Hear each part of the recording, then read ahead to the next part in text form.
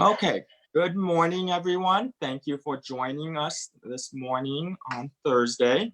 As everyone probably knows, we are starting this new series, the Global Real Estate Show. And as our group has been working in Mexico for the last few years now, and we finally launched what we were doing successfully, we thought it was perfect opportunity to share the process of how stuff works in Mexico. So that's how we came up with the show today. These will be recurring shows. We don't have a set schedule yet. So everyone that is joining us today, if there are any global real estate topics, please feel free to put them into the comment box and we will make note of that. And if it's something that we can put together, we will get a future show on that topic. Let me go ahead and share screen again.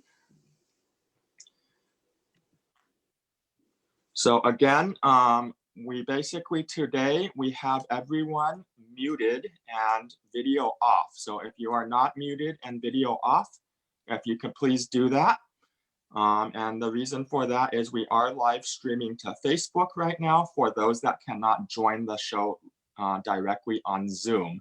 We did have over 100 registrations, so congratulations to everyone to be interested in this great opportunity for global real estate and Mexico.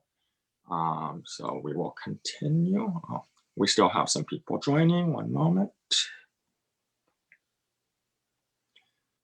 So a little bit about myself. A lot of you on the call today, I know are real estate professionals, and we have probably met in the past at some point, whether locally or through the internet, through global virtual events. And I know we do have some potential buyers on the call as well. So welcome both real estate professionals and buyers that are interested in global real estate and hopefully interested directly in Mexico. So my company, in addition to doing real estate sales locally in Southern California, we do specialize in global real estate. And we do have a separate company set up, which is hoo.global Consulting. And we basically have been invited to speak on several platforms, whether at the local, state, national, or international real estate associations, talking about global real estate as it comes in relation to real estate sales, best practices, as well as how to market yourself as a global realtor. We've done the same for real estate franchises, both locally and globally. This includes Remax, Coldwell Banker, Lanjia, which is the largest real estate company within China, a lot of others. And as I mentioned, these are on global real estate related topics.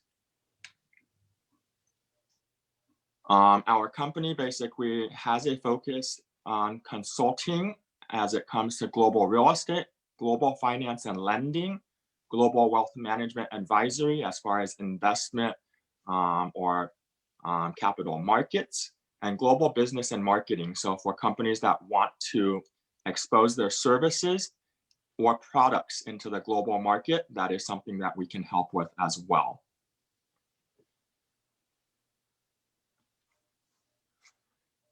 So one of the things we've been doing that basically we jump-started our Mexico live is real estate trade missions. And for many in the room, I know you guys are real estate professionals and have joined real estate trade missions before. For those that have not, what it is basically is taking a delegation of real estate professionals to a destination country. And when you get to the destination country, you are meeting with the local real estate professionals, the local real estate associations, local developers, local large brokerages, as well as viewing actual projects in the location. So it is definitely a good opportunity to learn in a very live format about a destination market. And with Mexico, it is definitely a great opportunity. We did 2 of these trade missions last year, very successful. It was kind of a beta test to make sure that our formula worked. And it did work out very well. So we do have 5 of them planned this year. This is a tentative schedule as of now because of the new travel restrictions. So we are going to firm up everything. As of right now, we will be moving the first trip to April. So it's either going to be the Ajijic San Miguel, which is in central Mexico, or it's going to be Baja California, Rosarito, Ensenada, Guadalupe, Valle de Guadalupe, which is the equivalent of Napa Valley in California. So we are constantly working. It is an evolving schedule. We welcome anyone that is interested. Please email the email contact on the bottom corner there. We are building an interest list. So definitely, if you are interested, please reach out. And let's see, my cursor disappeared. So today we are very honored to have Linda Neal join us. She is going to be our VIP presenter. And those of you that do not know Linda, she is a CEO and founder of the Settlement Company. And the Settlement Company is the first US-based style escrow and closing company within Mexico. So it definitely has a lot of experience, a lot of knowledge as far as this topic. We personally purchased last year in Tulum, which is in Riviera Maya. And without question, we basically, first person we reached out to was Linda and her company to double check if they could work on a closing outside of their location. And I was very happy that they were able to. We closed very successfully. Only delays were caused by COVID, of course. So we're very happy with that process. And Linda today will be sharing on the opportunity of Mexico as a whole, whether you're visiting or whether you're going to be investing, as well as the buying and purchase process, because there are a lot of questions when it comes to can people own in Mexico, or is it safe, or what are the legalities? So Linda's going to share from her background, and hopefully she can share some case studies from some of the closings that she has worked on, and all of us can learn about it together, because it's a topic that you can't really learn in one day, but you learn something new every time it's presented.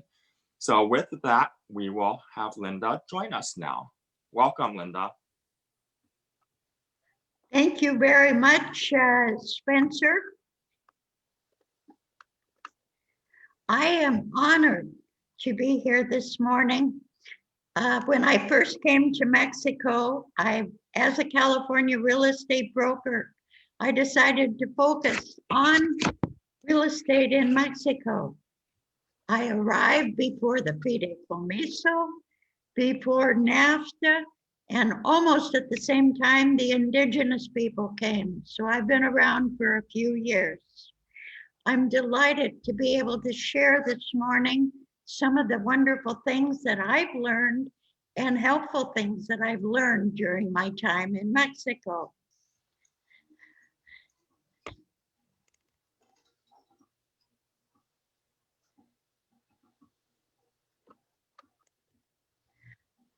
I think that many of the people that are here today have either buyer clients who are interested in Mexico, friends who talk about retiring to Mexico, or who have an interest in their real estate, in partnering with real estate professionals.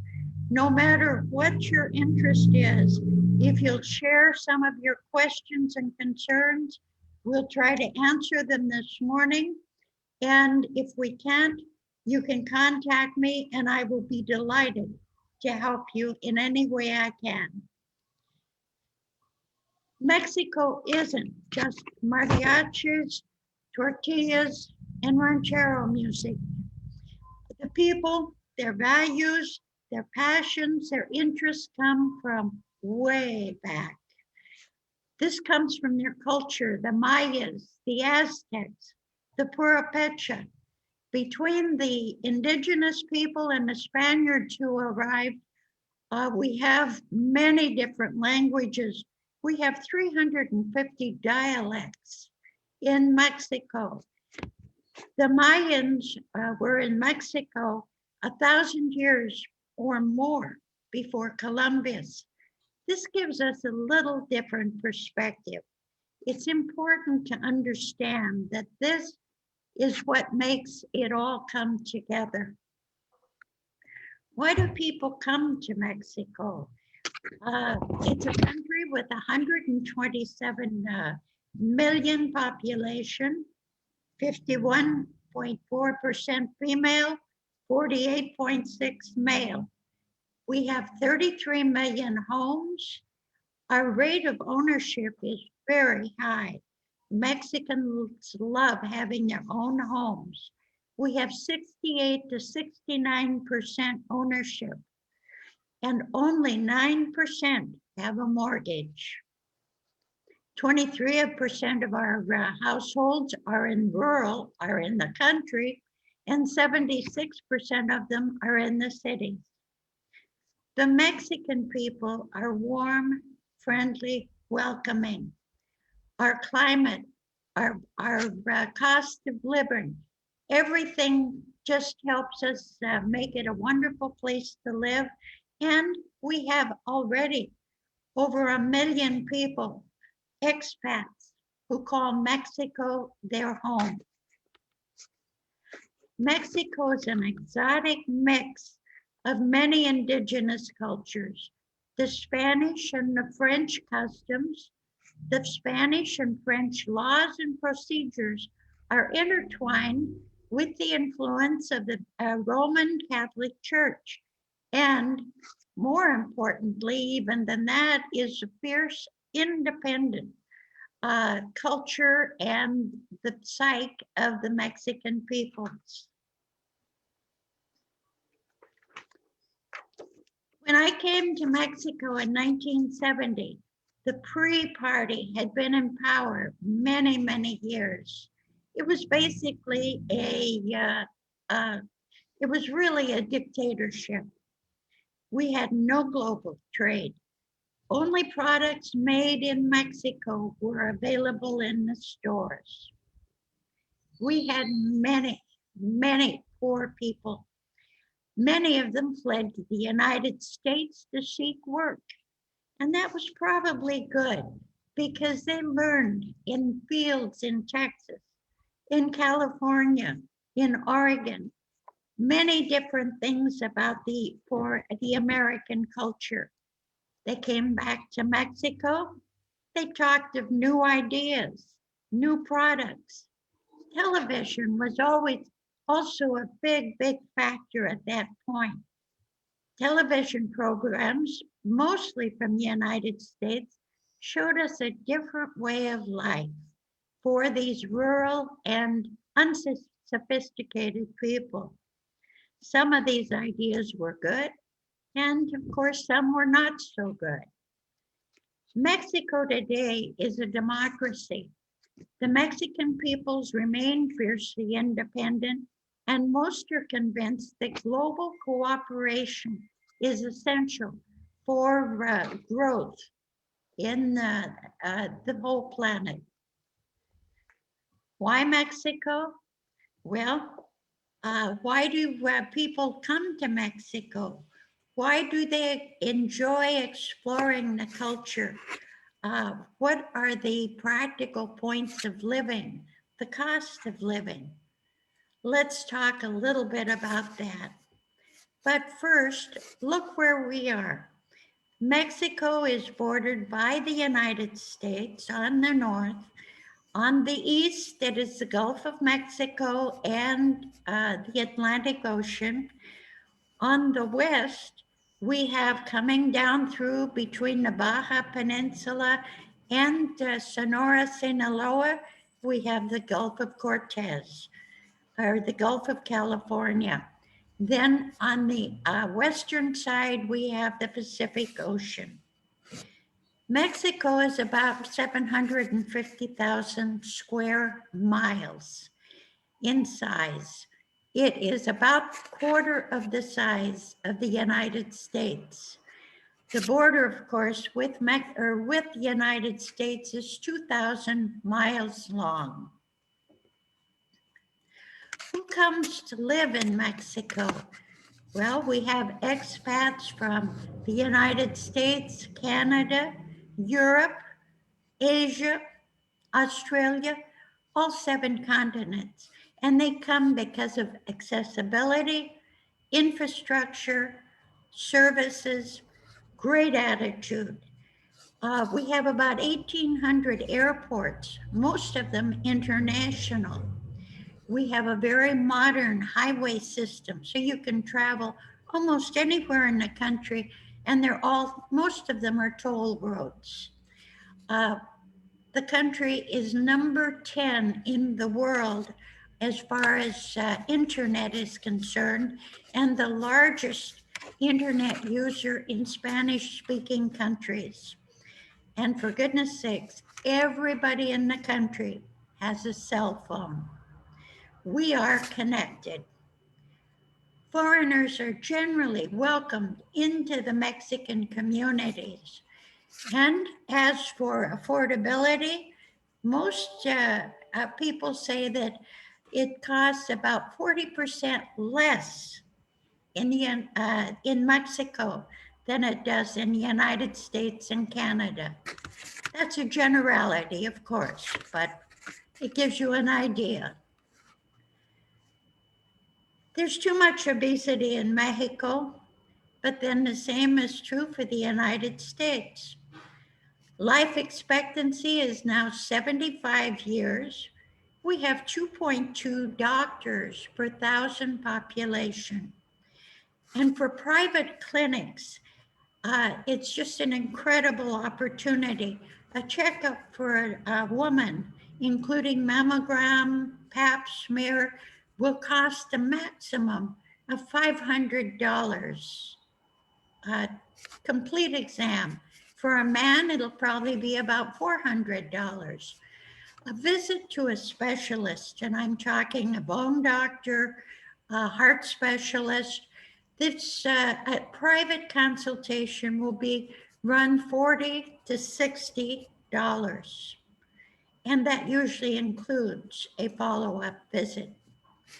A room in a private ward will probably cost you $100 to $200 a day. And then if you choose to, and if you're a resident of Mexico, you can join the Social Security system, the medical system, and have complete coverage of all aspects of the of medical support. We use it as an umbrella policy, and that'll cost you from $250 to $450 per annum. Just imagine, healthcare is a wonderful opportunity in Mexico. Where in Mexico are we? How stable are we? As the largest Spanish-speaking country in the world, Mexico encourages and welcomes foreign investment. Mexico has been successful in opening trading throughout the entire world. Of course, the most important trading partner is the United States. The Mexican economy is number 13 in the world in nominal terms, and he is 11th in the world by purchasing power parity. And this is these come from the International Monetary Fund. Mexico is a young country with an average age of 27 years, which bodes well for the future. USMCA, United States, Mexico, Canada. This is the renegotiated NAFTA treaty. And these 3 countries combined represent 22.7 trillion and their gross domestic product. Compare that with China with 12 to 14 trillion, trillion gross domestic product. Very important part of the history of Mexico and which affects property rights. It's very important to understand them. The ejido system is a legacy from the Spanish land grants and the communal lands established at the time of the conquest. The indigenous people represented the lack of land, and much like our Indians in the United States and Canada, they fought. In 1915, the Agrarian Reform Act was codified into an ejido system, but it didn't happen that quickly. So there was a revolution in 1917. At that point, 90% of all the land was owned by 1% of the population. And this basically, at one point, the Yucatan Peninsula, and I'm talking Cancun, Playa del Carmen, Tulum, most of it was ejido land. Over 48% of the state of Baja California Sur was also ejido land. Ejido property was taken from huge landowners in 1917. It was transferred to the government as ejido land. It is not private property. The peasants, the farmers, they can grow crops on it, but they cannot sell it until the property goes through the procedure, the procede. And that was a process that was established by the government in 1990. And 75% of the entire ejido groups have to approve this. Once it's approved, it has to go for mapping to the Secretary of Agrarian Reform. Then it is parceled out, and then titles are signed by the President of Mexico. This is not a simple procedure. It takes a minimum of 5 years to complete. And until it's complete, it is not private property. And it cannot be legally acquired by foreigners. The first sale to an outsider has to be a right of first refusal to the ejido group. It has to be a right of first refusal to the governments, local and state. This is not something that is for the faint of heart. So be careful when you're looking at properties. Ejido property is often offered at a lower price, but it cannot be owned and it cannot be put into FIDEICOMISO. Some people are concerned that Mexico can just confiscate property rights in Mexico, private property. Article 14 of the Constitution says there's no confiscation of private property without due process of law. And another detail for foreigners to consider when buying in Mexico is the caudal clause. This says that when you buy in Mexico, you are to be treated as a Mexican in all things, and you cannot invoke the protection of your government. Mexico considers sovereignty very important. In the interior of Mexico, you have a fee simple deed, pretty much a warranty deed. There are limitations as to the size of agricultural land, and there are limitations on the federal zones. The federal zone is a 20-meter strip around every river, every lake, and on the highways. Obviously, the highway's 20-meter federal zone is used for widening as necessary. As a foreigner in buying a property in the interior of Mexico, and I'm talking San Miguel, Guadalajara, Ajijic, Chapala, you will need to have a permit from the Secretary of Foreign Relations, and your purchase will be registered in the Foreign National Investment Registry.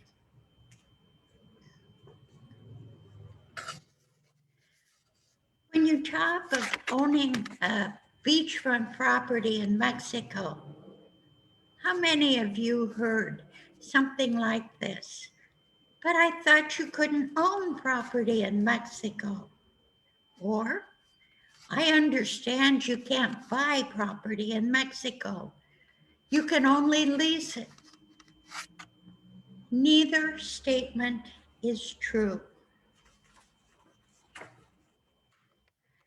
Article 27 of the Mexican Constitution decrees that no foreign person may be registered as the owner of any real property that is located in the restricted zone.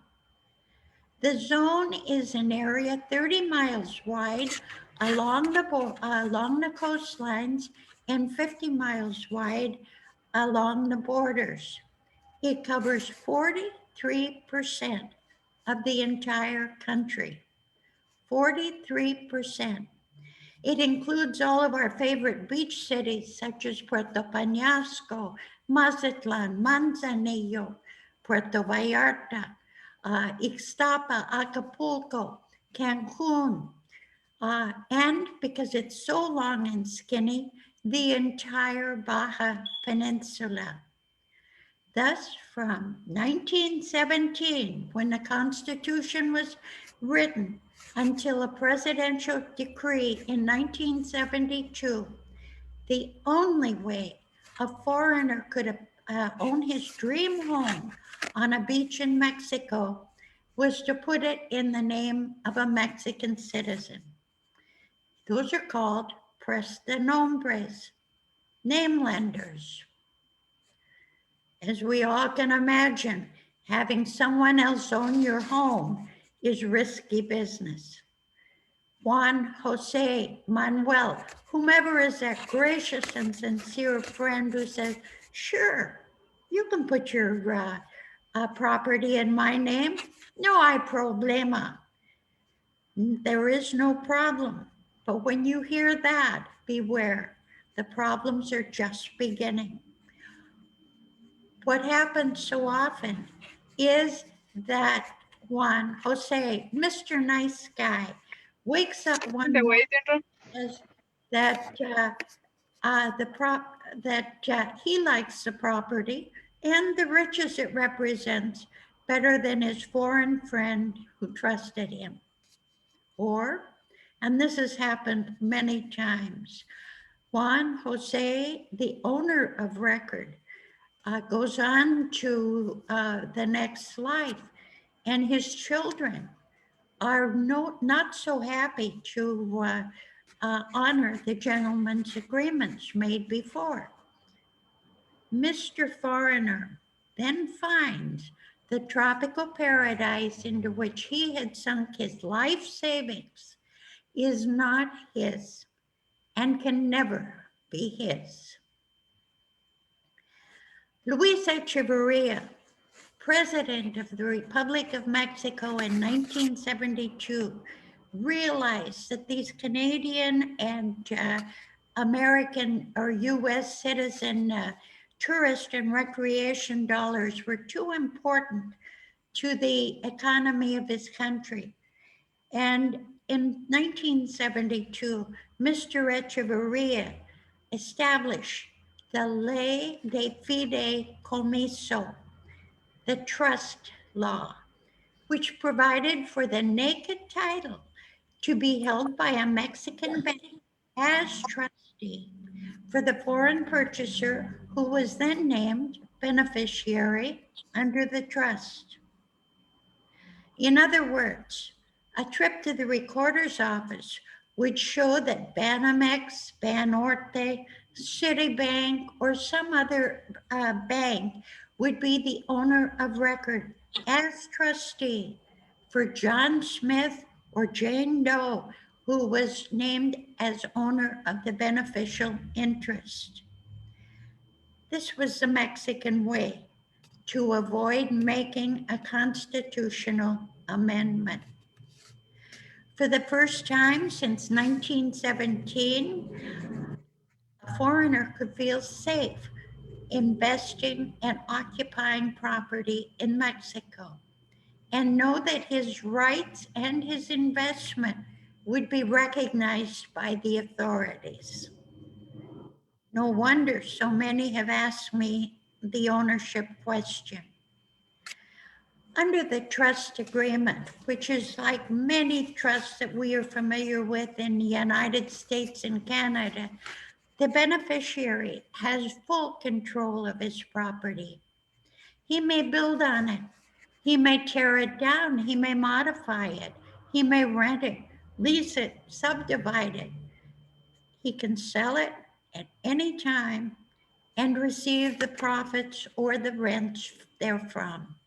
Now, this is subject only to the zoning and permit law that any owner, foreign or national, must obey. At the time the trust law was established, the maximum term was 30 years. In other words, a trust made in 1972 would expire in the year 2002. In 1989, just 16 years into the new law, it was changed again. Provisions were made for the trust, the FIDEICOMISO, to be extended for an additional 30 years. And in 1994, in response to the NAFTA agreements, the base trust was extended for 50 years. As of today, the bank trust allowing foreigners to own property on the coast or near the borders has a term of 50 years and can be renewed multiple times under the conditions stipulated under the law. I've been asked, isn't this more like a renewable long-term lease? The answer is no. Black's Law Dictionary defines ownership as a collection of rights to use and enjoy property, including the right to transmit it to others. And the California Civil Code, Section 654, describes ownership as the right of one or more persons to possess and use a thing to the exclusion of others. Perhaps it's most accurately described as equitable ownership, as in Hawkins versus Style, the Texas Court of Appeals, which says that the equitable owner is, and I quote, one who is recognized in equity as the owner of property because the real and beneficial use and title belong to him, even though the bare legal title is vested in another as trustee for his benefit. Now, the trust is a contract between the bank and the beneficiary. It's a personal right. The real rights, the real property rights are owned by the bank as trustee for the beneficiary. Why use the trust? Every day I hear schemes and ideas about trying to avoid the trust. One, it is the only legal and secure method for residential property in the restricted zone. Two, the trustee has to be a major bank title is in their name. And while it's not a guarantee of title, the bank is stronger than most foreigners. And they also review prior title documents before accepting a property in trust. This is not to be considered as a guarantee of title, but it does provide some protection for the foreign buyer. Perhaps the biggest advantage is that the trust can be modified in a fairly simple procedure to allow for new beneficiaries, to allow for substitute beneficiaries, so that when the primary beneficiary expires, passes on to the next life, the substitute beneficiaries may come into title without the need for probate in Mexico. This is a very important point because you don't want to get into the court system in Mexico if you can avoid it. So you can name your beneficiaries in the contract of trust, and then they have to just identify themselves, provide death certificates, and come into full title. Big benefit. What are the disadvantages? Well, you have to get bank permission to sell or extinguish the trust, but you do have full use of the property. You can sell it and pass it on to others on your death without the need for probate.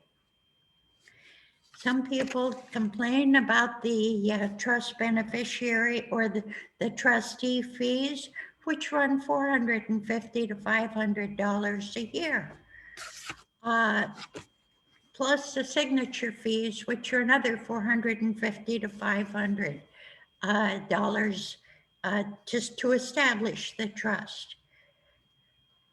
We may not like using the trust. However, it is the only legal way to hold title to property, residential property, in the restricted zone. So you see, it's not true that the foreign ownership is prohibited in Mexico. It just has to be done the Mexican way. Why not put title to a property in a Mexican corporation rather than a fideicomiso? Excellent question. Under NAFTA rules and continued today, a corporation formed in Mexico with 2 shareholders or more is a Mexican entity, even though all the shareholders are foreign. No 50-50 rule, nothing like that. A Mexican company is an option to holding title to land in the restricted zone. This is the way it is done with McDonald's, the Hyatt, Hard Rock, and other international brands. Title to their properties, even though in the restricted zone on the waterfront, are held by companies established in Mexico. What about the owner of a condominium or a house on a golf course? Why not put it in a Mexican company and avoid the fideicomiso? Well, number one, a corporation is for business activities, not personal, not residential activities. Tax rates are also different for businesses than residences. Number two, the cost of maintaining a Mexican company is substantial if you have only one property. And it's certainly more expensive than paying the $500 annual trust fee. A corporation will cost you $2,500 to $3,000 to set it up and to register. That's not too much different from the cost of setting up the bank trust. However, a monthly tax declaration has to be filed. An accountant has to be hired. That's another $150 to $200 a month. And then when it's sold, you're selling corporate assets. Property is the asset, but it's under different rules that aren't so favorable.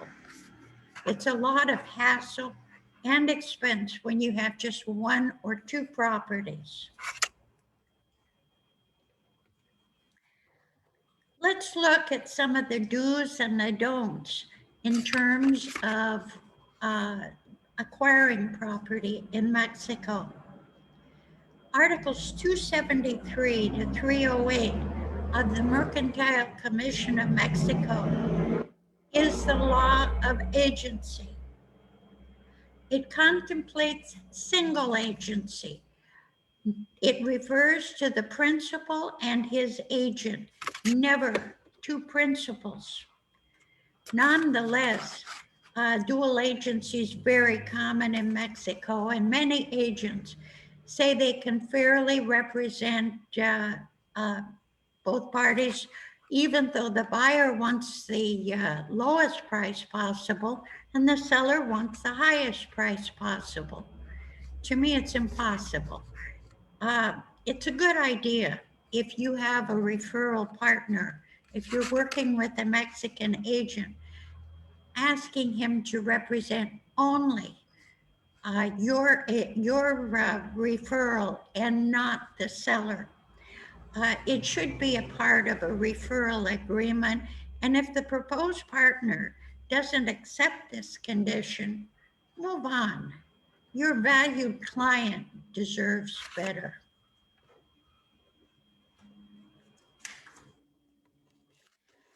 Civil litigation in Mexico is a super headache. I've seen matters take 20 years to be concluded. Mediation, arbitration should take no longer than 6 months and will cost a very, very small fraction of what a 20-year litigation will cost. Be sure to get and insert a clause of in your purchase offer of arbitration. Get agreement between the parties, the seller and the buyer, before the problems begin. And if you don't have a good clause that will be represented in Mexican law, get in touch with me. The Mexico City Canaco clause is wonderful and it works. Today's answer to a smooth closing is to do it virtually.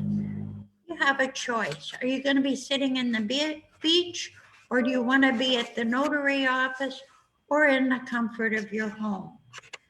With purchase funds being wired direct to the seller upon signature, a power of attorney with an apostille can be attained for both the seller and the buyer.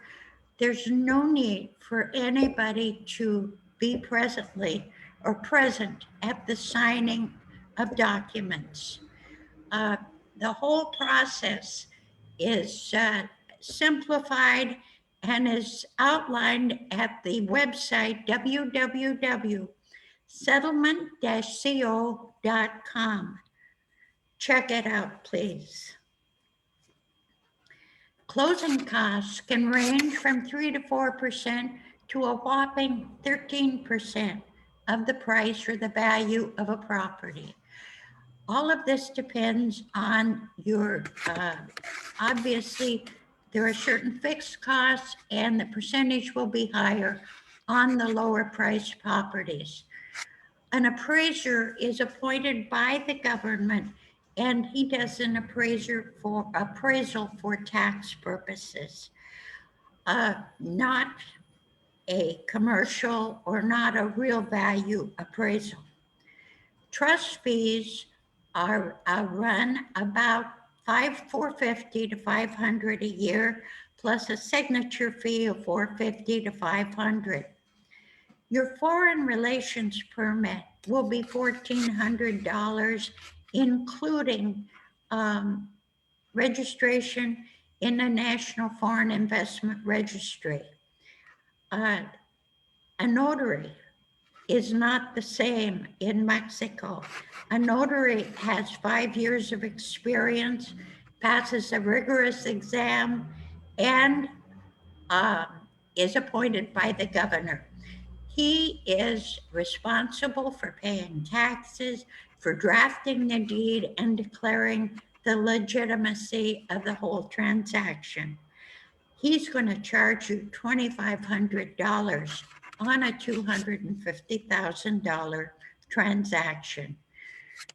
The seller normally pays the capital gains taxes and the agent's commissions. Zofemat is the maritime concession for a waterfront property, and those are usually paid by the buyers. Check out the closing costs that are at www.settlement-co.com, closing cost estimates.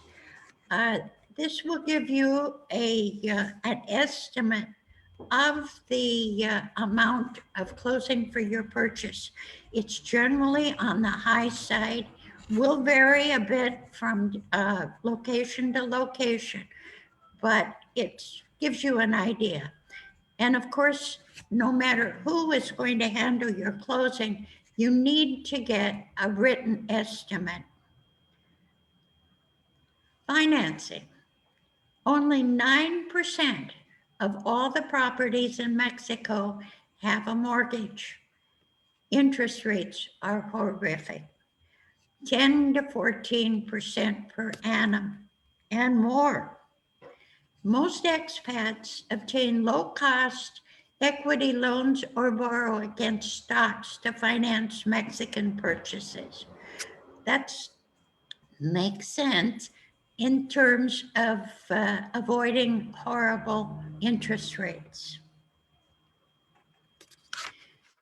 The tax collector in Mexico is a secretary of attention to taxpayers, SAT, and they collect all federal taxes such as the income tax and the EVA tax and other special taxes.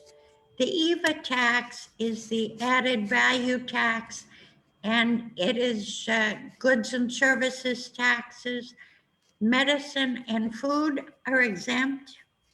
In real estate, there's no EVA tax on vacant land or EVA tax on residential properties.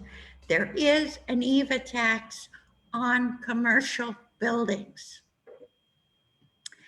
The EVA or the ISR is literally the tax on rent, and it's both an income tax and a capital gain tax when a property is sold. Any income generated from sources within Mexico is taxable. This is very important when you're renting a property and you have income coming from that property. In the old days of Mexico, funds were just handed from one party to another. A contract was written on a cocktail napkin. Horror stories abound about how buyer funds did not always reach the seller and his bank account. Millions of funds were lost, unfortunately. In 1991, the settlement company was founded, and the very first escrow service was provided to buyers and sellers of Mexican real estate. It changed the whole environment. Mexican law, Articles 273 to 308 of the Mercantile Code and the Civil Code and its related articles provide for this service. Everyone purchasing property in Mexico should insist upon using an escrow service. Your referral partner, if he or she is as good as you want them to be, will definitely be too busy to handle the paperwork and nitty-gritty details of the closing process, and most definitely will not choose to commingle client funds with their brokerage account. Insist upon having your client close the transaction through a reputable company, a neutral company with experience in all areas of the transaction. Closing agents should be able to walk the client through the transaction and will have access to attorneys and legal advice should it become necessary. And this sort of is the overview, very briefly, of what it means to buy property in Mexico. Anything that I can do to help you, we are your safety net in Mexico. We've been serving the real estate community for 30 years, and we welcome your questions and concerns. Thank you. Great presentation, Linda. So we do have a couple questions in the chat room. I'll go ahead and paste them for you. So one moment. Thank you. And then anyone else that has additional questions, if you can go ahead and start putting them in the chat box, and we'll allot about 10 minutes for that right now. So here's the two questions that did come in already. Lisa Larkin says, what is your take on a LLC as a trust beneficiary? I believe, Lisa, you certainly can use the LLC for tax purposes. Good idea. The trustee banks will insist on a copy of the LLC, and that will have to be translated. Trustee banks are not crazy about LLC, but there's a reason for it. So yeah, go ahead and have your trust beneficiary be an LLC. Did you have another one, Spencer? The second part of that message, Steve Shields had a question as well that I pasted in.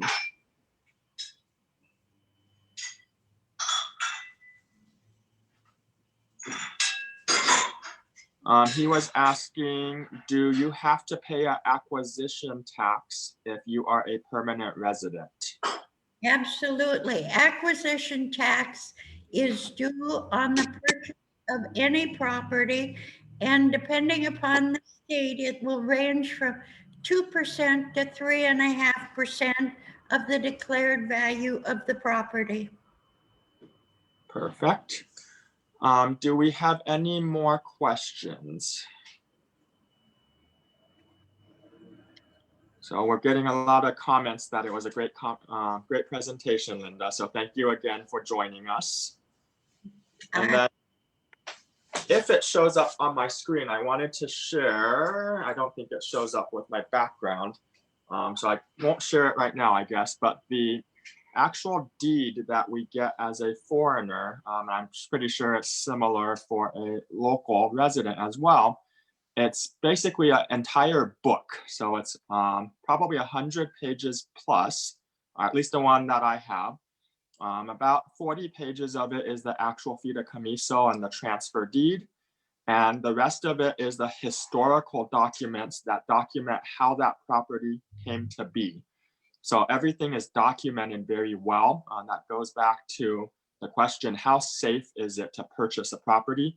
So of course, like Linda was mentioning, none of the title history is guaranteed, but if it is documented this well, there shouldn't be any huge issues. And the way that we purchased the property, it was brand new, so it's a little bit different than a resale. the way that they measured what you were buying, instead of how we purchased in the United States, with the title to the unit, and you basically have the open space inside it for a condo, they used a system very similar to meets and bounds here in the US. So they started at a specific point and then said, go north 2 meters, go west 5 meters. So basically mapped out a border for your actual condo unit. So there are no questions about what you are purchasing, about what you are owning. With the offer, with the documents, you basically have your exact floor plan. It tells you the exact location within the building, and all of that. So we did not have any fear or concern, and definitely partnering with Linda to help us with the closing, and them being specialists helping foreigners purchase, that eased a lot of stuff, and they're very quick to answer questions. So thank you for that as well. Let me see, there are a couple more posts in here. So Mercedes Duenas asked, what if the seller wants to lower the sales price on the title to avoid capital gains? I believe that would be illegal, right? Your mercy, that is one of the age-old questions. In the old days, we had very minimal appraisals, and the appraisal became the declared value in the deed. Now, under new laws, the notary has to issue a factura, an invoice for the full amount. And it's almost impossible to get a deed that is for less than the real value of the transaction. Perfect. And I want to add on to that, as a foreign owner, if you are selling the property, and Linda already mentioned, there is capital gains tax. There are, I want to say, legal loopholes to get around it. And one of those is basically if you become a permanent resident or a temporary resident, there is an exemption. It's not going to exempt everything, but it will lower your tax base for the capital gain portion. So there are some ways to work with it. Your closing company or your tax attorney locally in Mexico will be able to assist you with that, of course. Let's see. They were asking for your contact information again, Linda, so if you can give that again. Well, my contact information is linda@lindaneil.com. And that's N-E-I-L. linda@lindaneil.com. And I'll be delighted to hear from you.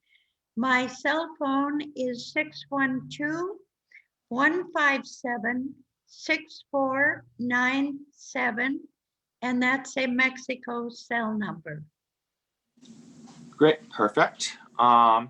We'll do 2 more questions. So let me look through them and choose the ones that would be best for the audience. Again, if there's anything more detailed, feel free to reach out to myself or reach out to Linda directly, depending on the complexity. More complex questions to Linda, please. Be happy to answer questions. So there is another question from Lisa Larkin. She's asking, when does the title transfer? How do we make the buyer comfortable wiring money when the recordation of the transaction has not happened and may not happen for weeks? The moment that the transaction becomes final is when the deed is signed by the seller and by the buyer before the notary public. We have a document called preventative notice that is filed with the public registry. And that says John Doe has now sold to Jane Smith. And that is the time the payment is transferred from the buyer to the seller.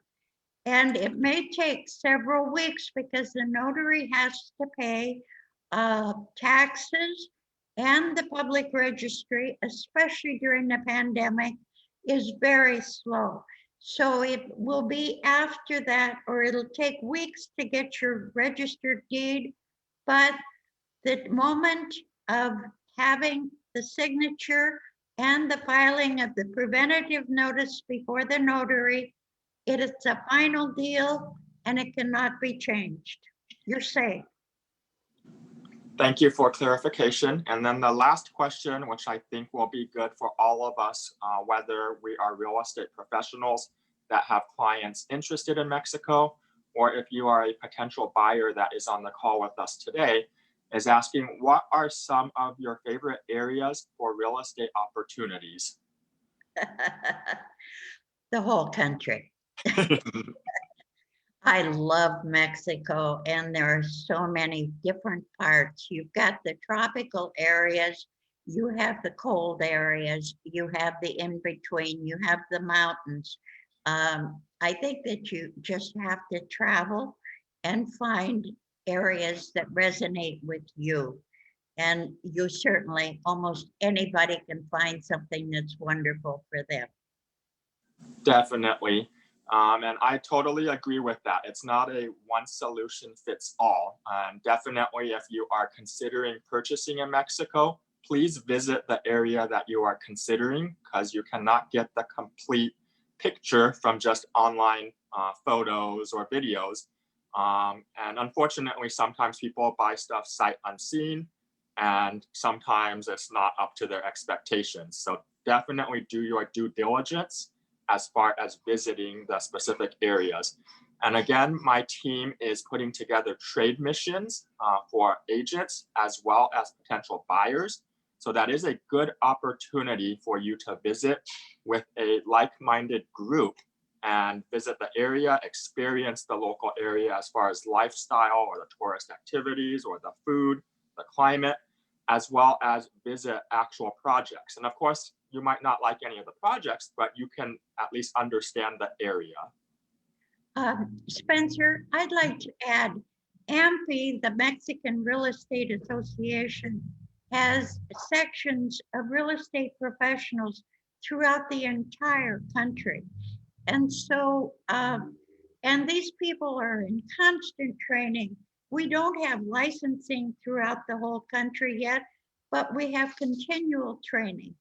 And so if anyone has an interest in a specific area, they should contact either you probably or me, and we can find the agents that would work in that particular area and help them as referral partners. Definitely. So as Linda mentioned, Mexico is a country that does not have a full required license in a lot of the areas.